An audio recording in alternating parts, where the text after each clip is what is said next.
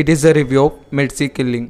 2 hours 10 minutes run టైమ్తో ఇప్పుడు present ఆహాలో తెలుగులో స్ట్రీమింగ్ అవుతుంది. ఇంక ఈ మూవీ అంతా చూసాక జస్ట్ అనే వన్ టైం వాచ్ఫుల్ ఫిలిం అనిపించింది.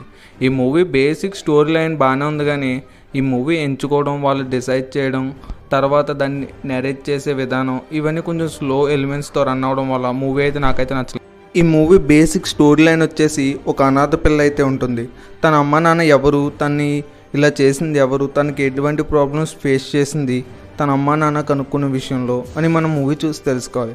ఇంక ఈ మూవీ అయితే స్టోరీ పరంగా కాన్సెప్ట్ వైజ్ అయితే మూవీ బాగానే ఉంది, కానీ ఒక మంచి పాయింట్ని అయితే తీసుకున్నారు, కానీ దాన్ని సరిగ్గా ఎగ్జిక్యూట్ చేసే విధానం నాకైతే నచ్చలేదు. ఈ మూవీలో కామెడీ అయితే పర్లేదు, లవ్ స్టోరీ ఎప్పుడు ఉండే లవ్ స్టోరీ లాగానే రొటీన్గానే ఉంది.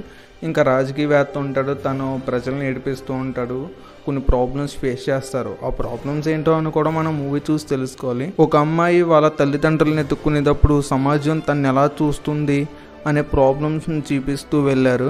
ఇంక ఈ ప్రాబ్లమ్స్ అనేది కొంచెం రియలిస్టిక్గా ఉండడం వల్ల కనెక్ట్ అవుతాము. అలాగే దీంట్లో అడల్ట్ కంటెంట్ అంటూ ఏమీ లేదు, కానీ కొన్ని సీన్స్ అయితే కొంచెం ఇబ్బంది పెట్టేలాగా ఉంటాయి. అవి తెప్పించే మూవీ అయితే బాగానే ఉంటుంది, జస్ట్ వన్ టైం వాచ్ఫుల్. ఈ వీడియో మీకు నచ్చితే లైక్ చేసి ఛానల్ సబ్స్క్రైబ్ చేసుకోండి.